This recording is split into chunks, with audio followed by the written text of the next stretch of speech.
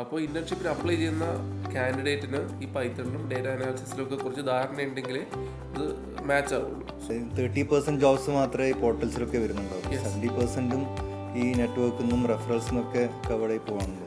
ഒന്ന് സ്കില്ലാണ്, നിങ്ങൾ സ്കിൽഡ് ആയിരിക്കണം, അതിലൊരു കോംപ്രമൈസ് ഇല്ല. പക്ഷേ അങ്ങോട്ട് കാശ് വാങ്ങിച്ചിട്ട് ഇത് കൊടുക്കുന്നതിന് ഇന്റേൺഷിപ്പ് എന്ന് പറയാൻ പാടില്ല. യൂഷ്വലി കമ്പ്യൂട്ടർ സയൻസ് പഠിക്കുന്ന ഒരാൾ അസംബ്ലി വെച്ച് പഠിക്കുന്ന പറയുക. അപ്പോൾ നിങ്ങളൊരു പ്രോബ്ലം ഐഡന്റിഫൈ ചെയ്യുക, ആ പ്രോബ്ലം ഐഡന്റിഫൈ ചെയ്യാൻ വേണ്ടി പറ്റിയ ടെക്നോളജി എന്താണോ ആ ടെക്നോളജി യൂസ് ചെയ്യുക എന്നുള്ളിടത്താണ് കാര്യം. AI കൊണ്ട് ജോലി പോയിട്ടുണ്ടെങ്കിൽ AI എനേബിൾഡ് ജോബ്സ് ഉണ്ടാവും. നമസ്കാരം, എൻട്രി പോഡ്കാസ്റ്റിലേക്ക് സ്വാഗതം. IT ഇൻഡസ്ട്രിയിലെ ഫ്രഷേഴ്സിനുള്ള ജോബ് ഓപ്പർച്യൂണിറ്റീസ്, ഇൻറ്റേൺഷിപ്പ് ഓപ്പർച്യൂണിറ്റീസ്, ഒരു പ്രൊഫഷണൽ നെറ്റ്വർക്ക് എങ്ങനെ ബിൽഡ് ചെയ്യാം എന്നൊക്കെയാണ് ഇന്ന് നമ്മുടെ ടോപ്പിക്. ഇതിനെക്കുറിച്ച് സംസാരിക്കാൻ നമ്മുടെ ഒപ്പമുള്ളത് കേരളത്തിൽ തന്നെ വൺ ഓഫ് ദ ടോപ്പ് വോയിസായ Tony, founder of Data Hut. Thank you. Tony നമ്മുടെ ഡാറ്റ ഹട്ടിൻ്റെ ഫൗണ്ടറാണ്. സോ നമുക്ക് പൊതുവെ ഒരു കാഷ്വൽ ഡിസ്കഷനാണ് നമ്മുടെ പോഡ്കാസ്റ്റിൽ ഉണ്ടാകുന്നത്. അപ്പോൾ നമുക്ക് ടോണിയുടെ ഒരു ജേണി വെച്ച് തന്നെ സ്റ്റാർട്ട് ചെയ്യാം. ടോണി എനിക്ക് തോന്നുന്നു എൻജിനീയറിംഗ് പഠിച്ചാണ്, അതിനുശേഷം ഓൾമോസ്റ്റ് ഡെക്കേഡായിട്ട് ഓൺട്രപ്രണറാണ്. സോ ടോണിയുടെ ഒരു ജേണി ഒന്ന് പറയാമോ? ഞാൻ കാസർഗോഡ് ജില്ലയിലാണ് എൻ്റെ വീട്. കാസർഗോഡ് ജില്ലയിലെ പ്ലാച്ചിക്കര എന്ന് പറഞ്ഞൊരു ഒരു വില്ലേജിലാണ് ഞാൻ ജനിച്ചു വളർന്നത്. അതിനുശേഷം എൻജിനീയറിംഗ് പഠിച്ചത് കാസർഗോഡ് LBS കോളേജ് ഓഫ് എഞ്ചിനീയറിംഗിലാണ്. ലൈക്ക് ഷീലറിനൊക്കെ ഉള്ള സീനിയർ ഉണ്ടായിരുന്നതാണ്. അപ്പോൾ അവിടെ സെക്കൻഡ് ഇയറിൽ പഠിക്കുന്ന സമയത്ത് ഒരു ഓൺടർപ്രണർഷിപ്പുമായിട്ട് ബന്ധപ്പെട്ട ഒരു ക്ലാസ് ഉണ്ടായിരുന്നു. അത് SC മെൻഡർ എന്ന് പറഞ്ഞൊരു സോഫ്റ്റ്വെയർ സോഫ്റ്റ്വെയർ സർവീസസ് കമ്പനിയുണ്ട് ഇവിടെ ഇൻഫോ പാർക്കിൽ, ടെക്നോ പാർക്കിലൊക്കെ ഉള്ളൊരു നല്ല കമ്പനിയാണ്. അപ്പോൾ അതിൻ്റെ ഫൗണ്ടർ ബോബി വർഗീസ്, ബോബി ചേട്ടൻ എന്നാണ് വിളിക്കുക. ബോബി ചേട്ടൻ അവിടെ ഒരു ക്ലാസ് പോലത്തെ ഒരു സംഭവം എടുത്തിരുന്നു. സോ മൂപ്പരാണ് ഫസ്റ്റ് ഒരു സ്പാർക്ക് തന്നത്. അപ്പോൾ ഇപ്പോഴും എൻ്റെ മെൻറ്ററാണ്. അപ്പോൾ അദ്ദേഹമാണ് ആ ഒരു സ്പാർക്ക് തന്നത്. അതിനുശേഷം ഞാനും എൻ്റെ കോഫൗണ്ടേഴ്സും ഒക്കെ എന്ത് ചെയ്യണം, ഞങ്ങൾക്കൊരു കൺവെൻഷണൽ ജോലി അങ്ങനത്തെ ഒരു ഇതിലൊന്നും താല്പര്യമില്ലാത്ത മേ ബി കുറച്ച് റിബലിയസ് ആയിട്ടുള്ള ആൾക്കാരെന്ന് വേണമെങ്കിൽ പറയാം. സോ ഞങ്ങൾ ആലോചിച്ച സമയത്തേക്ക് okay, why don't we start something. അങ്ങനെയുള്ള ചർച്ചകളാണ് ഇപ്പോൾ ഇവിടെ എത്തി നിൽക്കുന്നത്. നൈസ്. റെബലിയസ് എന്നുള്ളത് എനിക്ക് തോന്നുന്നു ആപ്റ്റ് ആയിരിക്കണം ഓൺട്രപ്രണേഴ്സിന്, പ്രത്യേകിച്ചും ലൈക്ക് 10 years ബാക്ക് ഒക്കെ സ്റ്റാർട്ടപ്പ് തുടങ്ങാന്ന് വെച്ചാൽ കുറച്ച് ഈവൻ ഫാമിലിയിൽ നിന്നൊക്കെ പ്രഷർ ഉണ്ടായിട്ടുണ്ടാവാം. അത് ഫാമിലിയിൽ നിന്ന് പ്രഷർ ഉണ്ടാവുമെന്ന് വെച്ചിട്ടുണ്ടെങ്കിൽ അന്ന് ഈ സ്റ്റാർട്ടപ്സ് എന്ന് വെച്ചിട്ടുണ്ടെങ്കിൽ പണിയില്ലാത്ത ചെക്കന്മാർ എന്തോ ചെയ്യുന്നു എന്നുള്ളൊരു രീതിയിലാണ് ആൾക്കാരിതിനെ പെർസീവ് ചെയ്തുകൊണ്ടിരുന്നത്. ഇപ്പോഴാണ് അതിൻ്റെ ആ ഒരു കാര്യങ്ങളൊക്കെ മാറിയത്. മേ ബി ഈവൻ ഒരു 5 years ബാക്ക് അത്രയ്ക്കൊരു സ്വീറ്റ് ആയിട്ടുള്ള സംഭവമൊന്നും ആയിരുന്നില്ല അത്. ഇപ്പോൾ എനിക്ക് തോന്നുന്നു ഒരുപാട് പെർസെപ്ഷൻ മാറിയിട്ടുണ്ട്. Yes of course. അപ്പം ടോണി ഇപ്പോൾ ഒരുപാട് എഴുതാറുണ്ട്, ഇൻറ്റേൺഷിപ്സിനെ കുറിച്ച് എഴുതാറുണ്ട്, ഒരു ഫ്രഷർക്ക് എങ്ങനെ ഒരു ജോബിലേക്ക് ലാൻഡ് ചെയ്യാമെന്ന് എഴുതാറുണ്ട്.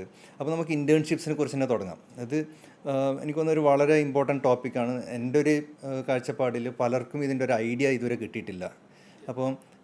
ഇപ്പോൾ ഒരുപാട് ഇൻറ്റേൺഷിപ്പ് ഓപ്പർച്യൂണിറ്റീസ് കൊടുക്കുന്ന ഒരു കമ്പനിയാണ് ഡാറ്റ ഹട്ട്. അപ്പോൾ നമ്മുടെ എൻട്രിയിൽ പഠിച്ച കുട്ടികൾക്ക് അവിടെ ഉണ്ട്, അല്ലാതെയും ഒരുപാട് ഇൻറ്റേൺഷിപ്പ് ഓപ്പർച്യൂണിറ്റീസ് അവിടെ ഒരുപാട് പേർക്ക് ടോണി പ്രൊവൈഡ് ചെയ്യുന്നുണ്ട്. അപ്പോൾ ഇതിനെക്കുറിച്ച് എന്താണ് ടോണിയുടെ കാഴ്ചപ്പാട്? ലൈക്ക് ഒരു ജനറിക്കായിട്ട് പറയാൻ പറ്റുന്ന ഒരു ഫ്രഷർക്ക് ഇപ്പോൾ ഇൻറ്റേൺഷിപ്പ് എങ്ങനെ ലാൻഡ് ചെയ്യുക, എന്തൊക്കെയാണ് അവർ ടേക്ക് കെയർ ചെയ്യേണ്ടത്, ഇതിനെക്കുറിച്ച് സംസാരിക്കാമോ? ഓക്കെ, ഒരു ഫ്രഷർക്ക് ഇൻറ്റേൺഷിപ്പ് കിട്ടണമെങ്കിൽ കുറച്ച് കാര്യങ്ങൾ മാച്ച് ചെയ്യേണ്ടതുണ്ട്. ഒന്ന്, അവരുടെ സ്കിൽ സെറ്റ് ഈ കമ്പനിയുടെ ആവശ്യവുമായിട്ട് മാച്ച് ചെയ്യണം. ഇപ്പോൾ ഫോർ എക്സാമ്പിൾ എൻ്റെ കമ്പനി ചെയ്യുന്നതെന്ന് വെച്ചിട്ടുണ്ടെങ്കിൽ പൈത്തൺ, കുറച്ച് ഡേറ്റ അനാലിസിസ് അങ്ങനത്തെ സംഭവങ്ങളൊക്കെ ചെയ്യുന്നത്. അപ്പോൾ ഇൻറ്റേൺഷിപ്പിന് അപ്ലൈ ചെയ്യുന്ന കാൻഡിഡേറ്റിന് ഈ പൈത്തണിലും ഡേറ്റ അനാലിസിസിലും ഒക്കെ കുറച്ച് ധാരണ ഉണ്ടെങ്കിലേ അത് മാച്ച് ആവുള്ളൂ. സോ ആ മാച്ച് മേക്കിംഗ് പ്രധാനമാണ്. ഇപ്പോൾ നിങ്ങൾക്ക് അറിയാതെ, ഇപ്പോൾ ഒരു കാൻഡിഡേറ്റിന് അറിയാവുന്നത് മൊബൈൽ ആപ്പ് ഡെവലപ്മെൻ്റ് ആണ്, പക്ഷേ ഞങ്ങൾക്ക് വേണ്ട സ്കില്ല് പറയുകയാണെങ്കിൽ സ്വാഭാവികമായിട്ടും റിജക്റ്റ് ആയിപ്പോവും. അതായത് ഏത് കമ്പനിക്കാണോ ഇൻറ്റേൺഷിപ്പ് അപ്ലൈ ചെയ്യുന്നത് അതിന് മീൻസ് അവരുടെ സ്കിൽ സെറ്റ് അതിനു വേണ്ടി ബിൽഡ് ചെയ്യണം എന്നുള്ളതാണ്. Yes of course. അല്ലെങ്കിൽ ഇപ്പോൾ ഇൻറ്റേൺഷിപ്പ് അപ്ലൈ ചെയ്യാനേ പോരുത്. ഇപ്പോൾ നിങ്ങൾക്ക് മൊബൈൽ ആപ്പിൻ്റെ ആണ് സ്കില്ലെങ്കിൽ നിങ്ങൾ മൊബൈൽ ആപ്പ് ഡെവലപ്പ് ചെയ്യുന്ന കമ്പനികളുടെ ഇൻറ്റേൺഷിപ്പിന് അപ്ലൈ ചെയ്തിട്ടേ കാര്യമുള്ളൂ. അല്ലെങ്കിൽ നിങ്ങൾ വെറുതെ സമയം കളയാന്നുള്ളതാണ്. നിങ്ങളുടെ മാത്രമല്ല അപ്പുറത്തുള്ള ആളുടെയും വെറുതെ സമയം കളയാണ് ചെയ്യുക. പിന്നെ നമ്മൾ കുറച്ച് മുമ്പ് സംസാരിച്ചൊരു കാര്യമായിരുന്നു, അതായത് ഒരു പെർട്ടിക്കുലർ പ്രോജക്ട്സ് മാത്രമേ, ഇപ്പോൾ ഒരു കോഴ്സ് ചെയ്യുകയാണെങ്കിൽ ഒരു പെർട്ടിക്കുലർ സെറ്റ് ഓഫ് പ്രോജക്ട്സ് മാത്രം ചെയ്യുന്നൊരു പ്രവണത കാണുന്നുണ്ട്. അതുകൊണ്ട് മാത്രം കാര്യമുണ്ടോ? ഇല്ല. സോ ഒരു ഇൻറ്റേൺഷിപ്പ് ലാൻഡ് ചെയ്യാനുള്ള ഒരു പെർഫെക്റ്റ് കാൻഡിഡേറ്റ് ആയിട്ട് നിങ്ങൾ മാറണമെങ്കിൽ കുറച്ച് കാര്യങ്ങൾ വേണം. ഒന്ന് സ്കില്ലാണ്. നിങ്ങൾ സ്കിൽഡ് ആയിരിക്കണം, അതിലൊരു കോംപ്രമൈസ് ഇല്ല. ഈ സ്കില്ലെന്ന് പറയുന്നത് ഇപ്പോൾ നിങ്ങൾ ഡേറ്റ അനാലിസിസ് ആണെങ്കിൽ നിങ്ങൾക്ക് ലൈക്ക് കോഡിങ് സ്കിൽസ് വേണം, ഡേറ്റ മനസ്സിലാക്കാനുള്ള സ്കിൽസ് വേണം, ഡേറ്റയിലെ ഫോൾസ് പോസിറ്റീവ്സും നെഗറ്റീവ്സും മനസ്സിലാക്കാനുള്ള അങ്ങനെ കുറച്ച് അതുമായിട്ട് ബന്ധപ്പെട്ട സ്കിൽസ് വേണം. അതാണ് ഒന്നാമത്തെ കാര്യം. 2 പോർട്ട്ഫോളിയോ. ഇപ്പോൾ നിങ്ങൾക്ക് കുറച്ചൊരു എന്താണ് കാഗലിൻ്റെ അകത്ത് നിൽക്കുന്ന കുറച്ച് ഡേറ്റ സെറ്റ്സ് വെച്ചിട്ടുള്ളൊരു പോർട്ട്ഫോളിയോ മാത്രം പോരാ. നിങ്ങൾ പഠിച്ച സ്കിൽസ് വെച്ച് നിങ്ങൾ എന്താണ് സ്വന്തമായിട്ട് ഉണ്ടാക്കുന്നത്, ആ ഒരു സാധനമാണ് പോർട്ട്ഫോളിയോ. അങ്ങനത്തെ കുറച്ച് പോർട്ട്ഫോളിയോ പ്രൊജക്ട്സ് വേണം. ഒരു റീസെൻറ്റ് എക്സാമ്പിൾ പറയുകയാണെങ്കിൽ, ഒരു 2 മാസം മുമ്പ് ഒരു പെൺകുട്ടീനെ വിളിച്ചിരുന്നു ഈ ഇൻറ്റേൺഷിപ്പിൻ്റെ ആവശ്യത്തിനായിട്ട്. അപ്പോൾ ഇൻറ്റേൺഷിപ്പ് കൊടുക്കാൻ പറ്റിയ അവസ്ഥയായിരുന്നില്ല. അപ്പോൾ ഞാൻ അവളോട് പറഞ്ഞത് പോർട്ട്ഫോളിയോ എന്തെങ്കിലും ഒരു സാധനം ബിൽഡ് ചെയ്യുന്നുള്ളതാണ്. ആ പെൺകുട്ടി ബിൽഡ് ചെയ്തെന്ന് വെച്ചിട്ടുണ്ടെങ്കിൽ ജെയ്സൺ ഫയൽസിൻ്റെ അകത്തുള്ളൊരു പ്രശ്നങ്ങൾ ഫിക്സ് ചെയ്യാൻ പറ്റുന്നൊരു ലൈബ്രറിയാണ് ഉണ്ടാക്കിയത്. റൈറ്റ്. അവൾക്കിപ്പോൾ ജോലി കിട്ടി. അതായത് സ്വന്തമായിട്ട് ഉണ്ടാക്കിയതാണ്. ഞാനൊരു ഇൻപുട്ട് കൊടുത്തുള്ളൂ, അവൾ ബാക്കി സ്വന്തമായിട്ട് ഉണ്ടാക്കിയതാണ്. അപ്പോൾ ഇത്തരത്തിലുള്ള ഒരു റിയൽ പ്രോബ്ലം സോൾവ് ചെയ്യുന്ന ഒരു പോർട്ട്ഫോളിയോ സാധനം വേണം. അത് നമുക്ക് ഡെമോൺസ്ട്രബിൾ ആയിരിക്കണം. ഇപ്പോൾ ഒരു HR കാണിച്ചു കൊടുക്കണം. അതാണ് രണ്ടാമത്തെ കാര്യം. നമ്മൾ സ്കില്ല് പറഞ്ഞു, പോർട്ട്ഫോളിയോ പറഞ്ഞു, പിന്നെ നെറ്റ്വർക്കിംഗ്. അപ്പോൾ നമ്മൾക്ക് ഒരു കമ്പനിയിൽ ജോലി കിട്ടണമെങ്കിൽ ഇപ്പോൾ എത്ര ഡിഗ്രി ഓഫ് സെപ്പറേഷനിലാണ് ആ കമ്പനിയിലത്തെ ആളുകളെന്ന് നോക്കുക. ഇപ്പോൾ വിശ്വജിത്തേട്ടൻ്റെ ഈ കമ്പനിയിൽ വർക്ക് ചെയ്യുന്ന എത്ര പേര് വിശ്വജിത്തേട്ടനുമായിട്ടും ഹിഷാമുമായിട്ടും കണക്റ്റഡ് ആയിരിക്കും ലിങ്ക്ഡിനിൽ? Good question. മേ ബി എത്ര പേരുടെ ഇപ്പോൾ ലൈവായിട്ട് പഠിക്കുന്നുണ്ടാവും ഈ 8-11 പ്രോഗ്രാമിൽ? Like at a time I think more than 1000. ഈ 1000-ൽ എത്ര പേര് നിങ്ങളോട് കണക്റ്റഡ് ആയിരിക്കും? മേ ബി ലൈക്ക് ഇല്ല, ഫിംഗേഴ്സിൽ കൗണ്ട് ചെയ്യാൻ പറ്റും. യെസ്, ഇതാണ് പ്രശ്നം. അതായത് നിങ്ങൾക്കൊരു ഓപ്പർച്യൂണിറ്റി ഉണ്ട് ഈ ഇൻഡസ്ട്രിയിലുള്ള ആൾക്കാരായിട്ട് കണക്ട് ചെയ്യാൻ വേണ്ടിയിട്ട്. അപ്പോൾ അവരുമായിട്ട് കണക്ട് ചെയ്യാൻ നോക്കുക. അതാണ് ഒന്നാമത്തെ സംഭവം. ഏറ്റവും ലോ ഹാങ്ങിങ് ഫ്രൂട്ട്സ് ആദ്യം എടുക്കുക. കാരണം വിശ്വജിത്തേട്ടൻ്റെ കൂടെ ഇവിടെ പഠിക്കുന്ന ഒരു കുട്ടി വിശ്വജിത്തേട്ടനൊരു റിക്വസ്റ്റ് അയച്ചിട്ടുണ്ടെങ്കിൽ വിശ്വജിത്തേട്ടൻ അക്സെപ്റ്റ് ചെയ്യും. അപ്പം and they can figure it out. Okay, വിശ്വജിത്തേട്ടൻ എന്നെ അറിയാം, മേ ബി ഒരു റെഫറിൽ ചോദിക്കുകയാണെങ്കിൽ വിശ്വജിത്തേട്ടൻ കൊടുക്കുന്നവർക്ക് അറിയാം. സോ ആ ഒരു വഴി എക്സ്പ്ലോർ ചെയ്യാനുള്ള അവസരങ്ങൾ അവിടെ ഉള്ള സമയത്ത് അത് ഉപയോഗിക്കണം. അതാണ് ഒന്ന്. അങ്ങനെയാണ് നെറ്റ്വർക്കിംഗ് എന്ന് പറയുക. ഇനി ഇത് കൂടാതെ ഈ ഹാക്കത്തോൺസ് പോലുള്ള ഇവൻറ്റ്സിൽ പങ്കെടുക്കുക. അപ്പോൾ അവിടെയും ഈ പൊട്ടൻഷ്യൽ ടാലൻസിനെ സ്കൗട്ട് ചെയ്യുന്ന റിക്രൂട്ടേഴ്സ് അവിടെ ഉണ്ടാവും. അപ്പോൾ നിങ്ങൾക്ക് നിങ്ങളുടെ സ്കിൽസ് ഡെമോൺസ്ട്രേറ്റ് ചെയ്യാൻ പറ്റുകയാണെങ്കിൽ നിങ്ങൾക്ക് അവിടെ ഒരു ഓപ്പർച്യൂണിറ്റി ഉണ്ട്. അതാണ് എനിക്ക് തോന്നുന്നു ബീങ് വിസിബിൾ ടു റിക്രൂട്ടേഴ്സ് എന്നുള്ളതാണ്. Being visible to recruiters, especially സ്റ്റാർട്ടപ്സിൻ്റെ ഒക്കെ കേസിലാണെങ്കിൽ ഇതിൻ്റെ ഫൗണ്ടേഴ്സ് എപ്പോഴും ഒരു ലുക്കൗട്ടിലായിരിക്കും ഉണ്ടാവുക. മിക്കവാറും ഇത്തരത്തിലുള്ള പ്രോഗ്രാംസിന് ഫൗണ്ടേഴ്സിന് പോകും. അവരുടെ പ്രധാന ഉദ്ദേശം ഈ അവിടെ ജഡ്ജ് ചെയ്യാൻ പോകുന്നില്ല. അപ്പോൾ പല ലൈക്ക് ഈ ഹാക്കത്തോൺസിനൊക്കെ ഫൗണ്ടേഴ്സിനെ ജഡ്ജ് ചെയ്യാൻ വിളിക്കും. ഇവരുടെ ഉദ്ദേശം അവിടെ ജഡ്ജ് ചെയ്യാൻ പോകുക എന്നുള്ളതല്ല, അവിടെ പോയിട്ട് നല്ല ടാലൻസിനെ സ്കൗട്ട് ചെയ്ത് ഹയർ ചെയ്യാന്നുള്ളതാണ് അവരുടെ പ്രധാന ഉദ്ദേശം. Okay, so make your self visible. അതാണ് അടുത്തൊരു സംഭവം. Build your network capital. So ഓരോ ആളെ നിങ്ങൾ കണക്ട് ചെയ്യുകയും ആ കണക്ഷൻ ലൈവായിട്ട് നിർത്തുകയും ചെയ്യുന്നതോടെ നിങ്ങളുടെ നെറ്റ്വർക്ക് ക്യാപിറ്റൽ കൂടുകയാണ്. ഒരു സേയിങ് ആണ്, the best jobs R never advertise എന്ന് പറഞ്ഞൊരു സംഭവമുണ്ട്. The best jobs. ഇപ്പോൾ ഫോർ എക്സാമ്പിൾ നല്ല ജോലികൾ ആദ്യം നോക്കുക, നമ്മളുടെ നെറ്റ്വർക്കിലുള്ള ടാലൻറ്റഡ് ആയിട്ടുള്ള ആൾക്കാരുണ്ടോ, ഉണ്ടെങ്കിൽ അവർക്ക് കൊടുക്കും. എന്നിട്ടത് കിട്ടിയില്ലെങ്കിൽ മാത്രമേ പുറത്തുനിന്നുള്ള ആളെ അന്വേഷിക്കുള്ളൂ. അപ്പോൾ 30% ജോബ്സ് മാത്രമേ ഈ പോർട്ടൽസിലൊക്കെ വരുന്നുണ്ടാവും. 70% ഈ നെറ്റ്വർക്കിൽ നിന്നും റെഫറൽസിൽ നിന്നൊക്കെ കവർ ആയി പോകാണെന്ന് തോന്നുന്നു. അബ്സല്യൂട്ട്ലി. സോ ആ രീതിയിലാണ് നമ്മൾ ആ നെറ്റ്വർക്ക് ക്യാപിറ്റൽ ബിൽഡ് ചെയ്യുക എന്നുള്ളത് വളരെ വളരെ പ്രധാനമായിട്ടുള്ള സംഭവമാണ്. എനിക്ക് തോന്നുന്നു നമ്മുടെ ഇവിടെ പഠിക്കുന്ന ലേണേഴ്സിന് സിമിലർ ഇതാണ് കാണുന്നത്. മീൻസ് ഒരുപാട് പ്രൊജക്ട്സ് ഒക്കെ ചെയ്ത് ലിങ്ക്ഡിനിൽ വിസിബിൾ ആയിട്ടുള്ളവർക്ക് പെട്ടെന്ന് ജോലി കിട്ടുന്നുണ്ട്, അല്ലാത്തവർക്ക് കുറച്ച് സ്ട്രഗ്ലിംഗ് ആണ്.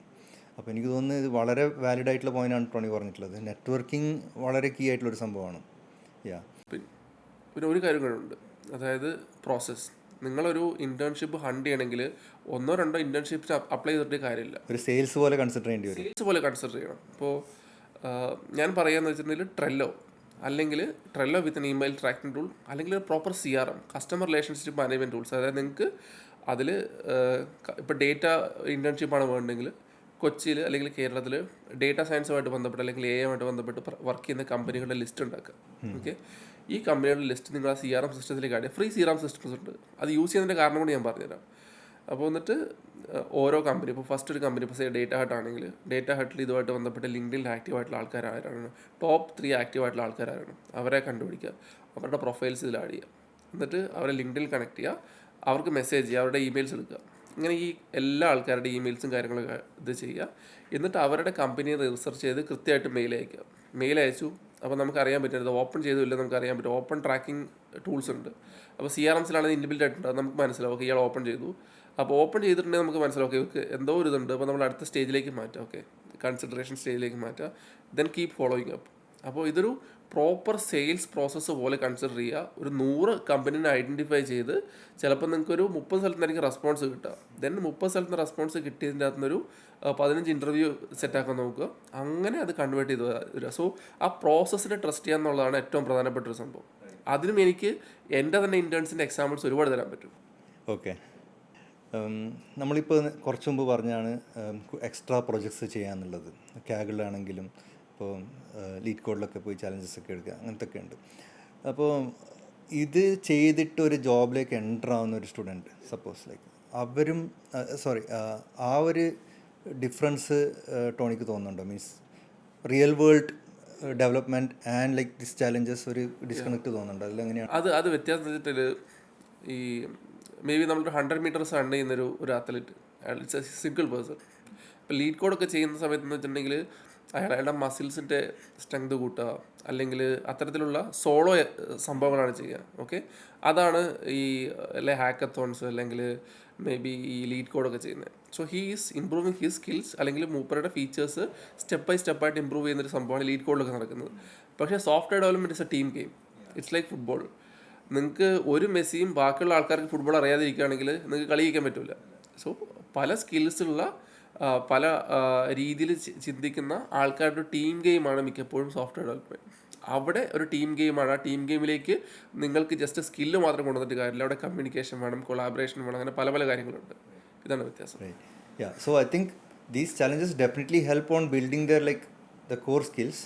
അതിൻ്റെ കൂടെ ഒരു ടീമായിട്ട് എങ്ങനെ വർക്ക് ചെയ്യാന്നുള്ള ഒരു ഡിഫറൻസ് മാത്രമാണോ അവിടെ വരുന്നത്? അതെ അതെ. Okay okay right. ഇനിയിപ്പോൾ നമ്മൾക്ക് ഇൻറ്റേൺഷിപ്പ് കഴിഞ്ഞിട്ട് ഇപ്പോൾ പലർക്കും ഞാൻ നേരത്തെ പറയാനുള്ള ഒരു കാരണം എന്ന് വെച്ചാൽ ഇൻറ്റേൺഷിപ്പിൻ്റെ അറൗണ്ട് ഒരു സ്റ്റിഗ്മ ഇപ്പോഴും ഉണ്ട്. Many of them don't want to get internship like ഒരു ഡയറക്റ്റായിട്ട് ജോബ് എന്നുള്ളൊരു ആ ഒരു മൈൻഡ് സെറ്റ് പല കാൻഡിഡേറ്റ്സിനും ലേണേഴ്സിനൊക്കെ കാണുന്നുണ്ട് കറൻ്റ്ലി.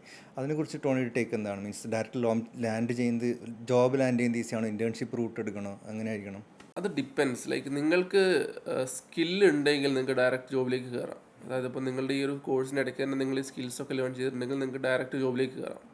പക്ഷെ നിങ്ങളിത് കോഴ്സ് ചെയ്തു, നിങ്ങൾക്ക് ഡയറക്റ്റ് അപ്ലൈ ചെയ്തിട്ട് കിട്ടുന്നില്ല, അങ്ങനെ കുറച്ച് ആയിട്ട് നോക്കുന്നില്ല എങ്കിൽ you have to understand there is something is wrong. എന്തോ ഒരു പ്രശ്നമുണ്ട്. ആ സ്കിൽ ഗ്യാപ്പ് പരിഹരിക്കാൻ വേണ്ടിയാണ് ഇൻറ്റേൺഷിപ്സ് എടുക്കുന്നത്. ഒന്നും കൂടി പറയട്ടെ, internships is suppose to be free. അല്ലെങ്കിൽ ആ കമ്പനി ഒന്നെങ്കിൽ നിങ്ങൾക്ക് ഫ്രീ ആയിട്ട് തരും, അല്ലെങ്കിൽ അവർ സ്റ്റൈപ്പൻഡ് തരും. നിങ്ങൾ അങ്ങോട്ട് കൊടുത്ത് പഠിക്കുന്ന സാധനം ഇൻറ്റേൺഷിപ്സ് അല്ല. സോ അതൊരു ക്ലിയർ ഡിസ്റ്റിങ്ഷൻ പലപ്പോഴും ഇവിടുത്തെ ആൾക്കാർക്ക് അറിയില്ല. അത് കാണുന്നുണ്ട് ഒരുപാട് കമ്പനീസ് ഇപ്പോഴും. മീൻസ് കാൻഡിഡേറ്റ്സിൻ്റെ അടുത്ത് നിന്ന് എമൗണ്ട് വാങ്ങിച്ചിട്ട് അതിന് ഇൻറ്റേൺഷിപ്പ് എന്ന് പറയുന്നുണ്ട്.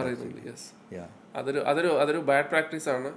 ലൈക്ക് ട്രെയിനിങ് എന്ന് പറയാം, ദാറ്റ്സ് ഫൈൻ. ഓക്കെ, പക്ഷേ അങ്ങോട്ട് കാശ് വാങ്ങിച്ചിട്ട് ഇത് കൊടുക്കുന്നതിന് ഇൻറ്റേൺഷിപ്പ് എന്ന് പറയാൻ പാടില്ല. ഓക്കെ. വേറൊരു കാര്യം ചോദിക്കാണ്ടായിരുന്നത്, ഇപ്പോൾ നമ്മളിപ്പോൾ കാണുന്ന വേറൊരു ട്രെൻഡ് എന്ന് വെച്ചാൽ ഇൻഡസ്ട്രിയിൽ നിന്നും മാർക്കറ്റ് എന്നുള്ളതാണ് നമ്മൾ നോക്കുന്നത്. അപ്പോൾ മാർക്കറ്റിൽ കാൻഡിഡേറ്റ്സ് ആവശ്യപ്പെടുന്നത് ലേറ്റസ്റ്റ് ടെക്നോളജീസ് ഒക്കെയാണ്. പക്ഷേ നമ്മൾ ഇൻഡസ്ട്രിയിൽ സംസാരിക്കുമ്പോൾ, ഇൻഡസ്ട്രിയിലത്തെ പല ആൾക്കാരോടും സംസാരിക്കുമ്പോൾ അവിടെ ഒരുപാട് ഓപ്പർച്യൂണിറ്റീസ്, .NET ഒരു ജാവ എന്നൊക്കെ. പക്ഷേ നമ്മുടെ കറണ്ട് ലേണേഴ്സൊന്നും അത്ര ഒരു ഇൻട്രസ്റ്റ് കാണുന്നില്ല for legacy technologies. At the same time ഇൻഡസ്ട്രിയിൽ അവിടെ ഓപ്പർച്യൂണിറ്റീസും ഉണ്ട്. അതിൻ്റെ ഒരു റീസൺ ഇതുണ്ട്. മീൻസ് AGI ഒക്കെ വന്നിട്ട് അത് നമുക്ക് സംസാരിക്കാം. പക്ഷേ ഇതിനെങ്ങനെ കാണുന്നത്? അതായത് ഇവിടെ demand is on the latest technologies, Python or whatever it is, and here there is on openings but they are not able to fill this. അപ്പോൾ എങ്ങനെയാണ് ഇത് പഠിക്കണോ?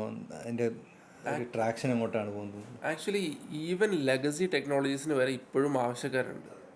സോ ഇപ്പോഴും ഇപ്പോൾ TCSലും ഇൻഫോസിലും ഒക്കെ കൊബോളും അസംബ്ലിയിലും പ്രോഗ്രാം എഴുതുന്ന ആൾക്കാരുണ്ട്. അവർ ആക്ച്വലി പുതിയ റിസോഴ്സിനെ കിട്ടാൻ സ്ട്രഗിൾ ചെയ്യാണ്. കാരണം ലെഗസി സിസ്റ്റംസ് മെയിൻറ്റെയിൻ ചെയ്യണമെങ്കിൽ ഇത് ചെയ്യാൻ അറിയുന്ന ആൾക്കാർ വേണം. അവർ കിട്ടാൻ സ്ട്രഗിൾ ചെയ്യാണ്.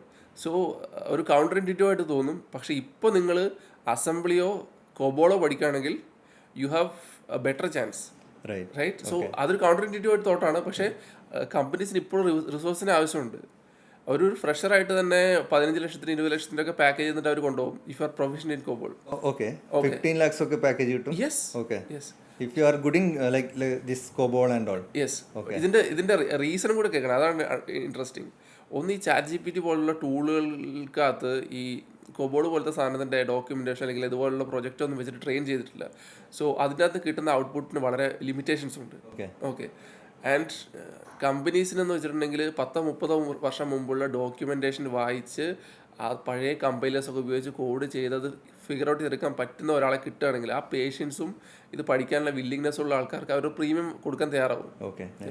So if you look at banks, like പഴയ ലെഗസി ബാങ്ക്സ് ഒക്കെ ഇപ്പോഴും റൺ ചെയ്യുന്നത് മെയിൻ ഫ്രെയിംസിലും കൊബോളിലും അങ്ങനെയുള്ള സാധനങ്ങളിലൊക്കെ റൺ ചെയ്യുന്നത്. This struggling to get people. So അവരിപ്പോൾ എന്താ ചെയ്യുന്നതെന്ന് വെച്ചിട്ടുണ്ടെങ്കിൽ 10-60 വയസ്സായിട്ടുള്ള ആൾക്കാർ, റിട്ടയർ ചെയ്ത ആൾക്കാരെ അവർ തിരിച്ച് കോൺട്രാക്റ്റിൽ എടുത്തിട്ടാണ് അവർ ഇത് ചെയ്യിക്കുന്നത്. ഓക്കെ. ഓ, അങ്ങനത്തെ ഒരു സിനാരിയോ ഉണ്ടല്ലോ. Yes. Oh, okay. Actually like my background like career start ചെയ്ത് കൊബോൾ വെച്ചിട്ടാണ്. ലൈക്ക് ഇത് ഞാൻ റീസെൻ്റ്ലി നമ്മുടെ TCSൻ്റെ കേരള ഹെഡായിട്ട് സംസാരിക്കുമ്പോൾ സിമിലർ കേസാണ് പറഞ്ഞത്. ആൻഡ് അവിടെ സ്റ്റുഡൻസിൻ്റെ ഒരു വറി എന്ന് വെച്ചാൽ ഇത് ഔട്ട്ഡേറ്റഡ് ആയി പോകുമെന്നുള്ളതാണ്. Suppose they are entering into say COBOL or Java and all 5 years down the line ഇത് ഉണ്ടാവും എന്നുള്ളതാണ്. അതിൻ്റെ അകത്തുള്ളൊരു പ്രശ്നം എന്താണെന്ന് വെച്ചിട്ടുണ്ടെങ്കിൽ ആൾക്കാർ കമ്പ്യൂട്ടർ സയൻസ് പഠിക്കാതെ ലാംഗ്വേജ് പഠിക്കുന്നതിൻ്റെ ഒരു പ്രശ്നമാണ്. ഓക്കെ. ഇപ്പോൾ if you learn the fundamentals, so usually computer science പഠിക്കുന്ന ഒരാൾ അസംബ്ലി വെച്ച് പഠിക്കണമെന്നാണ് പറയുക. അപ്പോൾ നിങ്ങളൊരു പ്രോബ്ലം ഐഡൻറ്റിഫൈ ചെയ്യുക, ആ പ്രോബ്ലം ഐഡൻറ്റിഫൈ ചെയ്യാൻ വേണ്ടി പറ്റിയ ടെക്നോളജി എന്താണോ ആ ടെക്നോളജി യൂസ് ചെയ്യുക എന്നുള്ളിടത്താണ് കാര്യം. ഓക്കെ. അല്ലാതെ നിങ്ങൾക്ക് അറിയാവുന്ന ടെക്നോളജി എല്ലായിടത്തും കൊണ്ട് കുത്തിക്കയറ്റുക എന്നുള്ളതല്ല അവിടുത്തെ solution. So don't worry about this language. So the best programmers ആയിട്ടോ എനിക്ക് നല്ല ലൈക്ക് 10x പ്രോഗ്രാമേഴ്സ് എന്നൊക്കെ പറയുന്ന നല്ല അടിപൊളി പ്രോഗ്രാമേഴ്സിനെ അറിയാം. ഇവരൊന്നും ഒരു ലാംഗ്വേജിൻ്റെ പുറകെ പോകുന്ന ആൾക്കാരില്ല. സോ സോ അവരൊരു പ്രോബ്ലം ഐഡൻറ്റിഫൈ ചെയ്യും. ആ പ്രോബ്ലം ഐഡൻറ്റിഫൈ ചെയ്യാൻ വേണ്ടിയിട്ട് C++ ആണെങ്കിൽ അവർ C++ൽ ചെയ്യും, അത് പഠിച്ച് ചെയ്യും. ചിലപ്പം അവർക്കറിയാത്തൊരു ലാംഗ്വേജ് ആയിരിക്കും, ആ ലാംഗ്വേജ് അവർ പഠിച്ച് ആ പ്രോബ്ലം സോൾവ് ചെയ്യും. അതാണ്. സോ എൻ്റെ അണ്ടർ ദ ഹുഡ് എന്താണെന്നുള്ള സംഭവം മനസ്സിലാക്കുക എന്നുള്ളതാണ് പ്രധാനപ്പെട്ട കാര്യം. അല്ലാതെ നമ്മളൊരു ലാംഗ്വേജ് ഡിപ്പെൻഡൻ്റ് ആയി പോയിട്ടുണ്ടെങ്കിൽ അത് നമുക്ക് ഫ്യൂച്ചറിൽ വലിയ ഗുണം ചെയ്യും. ഐ തിങ്ക് ഒരു പ്രോബ്ലമായിട്ട് എടുത്തിട്ട് if you are able to draw a flow chart then ഏത് language syntax only changes right. And ബാക്കിയൊക്കെ എനിക്ക് തോന്നുന്നു അക്വയർ ചെയ്യാൻ പറ്റുന്ന സ്കിൽസാണ് if have that problem solving skills എന്നുള്ളത്. അപ്പോൾ നിങ്ങൾക്ക് ഇപ്പോൾ കാക്കനാട് നിന്ന് ആലുവയ്ക്ക് വണ്ടി ഓടിച്ച് പോകണം, നിങ്ങൾക്കിപ്പോൾ മാരുതി 800 ഓടിക്കാം. മാരുതി 800 ഓടിച്ച് പരിചയമുള്ള ഒരാൾക്ക് കുറച്ചൊരു പ്രശ്നം ഉണ്ടാവും, എന്നാലും കുറച്ച് പരിചയമായി കഴിഞ്ഞിട്ടുണ്ടെങ്കിൽ ഇന്നോവ ഓടിക്കാം, അത്രേ ഉള്ളൂ. അപ്പോൾ നേരത്തെ പറഞ്ഞതിൽ ഇപ്പോൾ ഈ സോഫ്റ്റ്വെയർ എഞ്ചിനീയറിംഗ് ലാൻഡ്സ്കേപ്പ് മാറുന്നു എന്നുള്ളൊരിതുണ്ട്. ഇപ്പോൾ റീസെൻ്റ്ലി പലരും പറയുന്നത് ഇപ്പോൾ ഇന്ത്യയുടെ കേസ് എടുക്കുകയാണെങ്കിൽ the bulk job opportunities happens in the services companies, IT industry, say the likes of Wipro, Infosys, TCS look, and these are mostly like not high-end research works and all. And there is an ongoing talk that like AJ is going to like at least eat 60-70% of the jobs, right? So ഈ ഒരു സാഹചര്യത്തിൽ ട്രോണിക്ക് എന്താണ് തോന്നുന്നത്, like how should candidates adapt? So ഒന്നാമത്തെ എനിക്ക് പറയാൻ like traditionally നമ്മളുടെ ഇന്ത്യയുടെ ഏറ്റവും വലിയൊരു അഡ്വാൻറ്റേജ് എന്ന് വെച്ചാൽ നമ്മുടെ ഹ്യൂമൻ റിസോഴ്സ് ക്യാപിറ്റലാണ്. ഇത്ര ആൾക്കാർ നമുക്കുണ്ട്, അതാണ് നമ്മുടെ ഏറ്റവും വലിയ അഡ്വാൻറ്റേജ്. അതുകൊണ്ട് തന്നെ കോസ്റ്റ് ആർബിട്രേജ് ടൈപ്പുള്ള, അതായത് US ചെയ്യാൻ $100 ആവുമെങ്കിൽ ഇന്ത്യയിൽ $20 ആവുന്ന ആ ടൈപ്പ് സംഭവങ്ങളാണ് നമുക്കിവിടെ ഒരു ഇൻഡസ്ട്രി ആയിട്ട് വന്നത്. സോ അത് മാർക്കറ്റ് ഇങ്ങനെ ഇവോൾവ് ആയി വന്നതാണ്. അപ്പോൾ പല ജോലികളും ഈറ്റപ്പ് ചെയ്യുന്നുള്ള സംഭവം സത്യമാണ്. പക്ഷേ എനിക്ക് ഈ ഒരു കാര്യത്തിൽ പറയാനുള്ളത്, ഇപ്പോൾ ചെസ് പ്ലെയർ ആയിട്ടുള്ള വിശ്വനാരായണൻ പറഞ്ഞൊരു സംഭവമുണ്ട്. ചെസ്സിൽ AI വന്ന സമയത്തേക്ക് പണ്ട് അവർ യൂസ് ചെയ്യുന്ന ഒരുപാട് ഓപ്പണിങ്സും ഒരുപാട് തിയറിയും ക്ലോസ്ഡ് ആയിപ്പോയി. കാരണം AI ക്യാൻ ബീറ്റ് ഇറ്റ്, അല്ലെങ്കിൽ AI ഉപയോഗിച്ച് ഇതിൻ്റെ വൾണറബിലിറ്റീസ് ചെസ് പ്ലേയേഴ്സ് കണ്ടുപിടിച്ചു. But for every door it closed it open 3 more doors. Okay. അപ്പോൾ അതുപോലെ AI കൊണ്ട് ജോലി പോയിട്ടുണ്ടെങ്കിൽ AI എനേബിൾഡ് ജോബ്സ് ഉണ്ടാവും. ഇപ്പോൾ ഫോർ എക്സാമ്പിൾ ഈ എക്സ്റേ അല്ലെങ്കിൽ ഇതുപോലത്തെ സംഭവങ്ങളൊക്കെ എന്ന് വെച്ചാൽ അവിടെ AI വന്നിട്ട് ആൾക്കാർക്ക് ഡിറ്റക്ഷൻ എളുപ്പമാകുന്നൊരു സംഭവമുണ്ട്. പക്ഷേ ഇതുമായിട്ട് ബന്ധപ്പെട്ട അഡീഷണൽ പ്രൊഡക്ട്സ് ഉണ്ടാക്കേണ്ടി വരും, അല്ലെങ്കിൽ ഇതുമായിട്ട് ബന്ധപ്പെട്ട അഡീഷണൽ സർവീസസ് ഉണ്ടാക്കേണ്ടി വരും. ഇതിനൊക്കെ മനുഷ്യന്മാർ വേണം. അപ്പോൾ ഈ AI കൊണ്ട് at least for blue collar jobs, if they are willing to adapt, willing to unlearn and relearn, അവർക്ക് പുതിയ ഓപ്പർച്യൂണിറ്റീസ് ഉണ്ടായി വരും. ആ ഉണ്ടായി വരുന്ന ഓപ്പർച്യൂണിറ്റീസിനെ അവർ ടാപ്പിൻ ചെയ്യാൻ റെഡി ആവണമെന്നേ ഉള്ളൂ. Okay. Not only blue collar, ഇപ്പോൾ നമുക്ക് സേ ഒരു BPO കസ്റ്റമർ കെയർ ഒക്കെ എടുക്കുകയാണെങ്കിൽ I think at the pace that like AJ is moving, I think 70-80% maybe like in the next 3 or 4 years might get replaced, right? So our workforce like അവർ like what are your thoughts on that workforce and all? Not only the blue collar, since you told blue collar, yeah. മനസ്സിലായി. അതിൽ BPO സെക്ടറിനെ നന്നായിട്ട് impact ചെയ്യാൻ പോകുന്നൊരു സംഭവമാണിത്. So like I am friends with guy who's running one of the largest BPO companies in India. I mean is a vice president. അപ്പോൾ അദ്ദേഹം പറയുന്നത് പല അവരുടെ കസ്റ്റമേഴ്സും വെച്ച് ഇവരുടെ തന്നെ പല സാധനങ്ങൾ ഓട്ടോമേറ്റ് ചെയ്യാൻ തുടങ്ങി.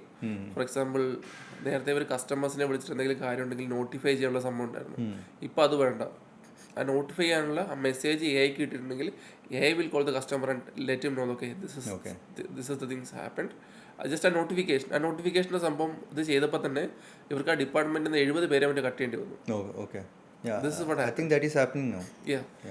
സോ BPO വലിയൊരു ഓവർഹോളിന് വിധേയമാകും. ബട്ട് ആ ആൾക്കാർ അപ്സ്കിൽ ചെയ്തിട്ടുണ്ടെങ്കിൽ അവർക്ക് മറ്റു മേഖലകളിലേക്ക് പോകാൻ പറ്റും. അത്രേ ഉള്ളൂ.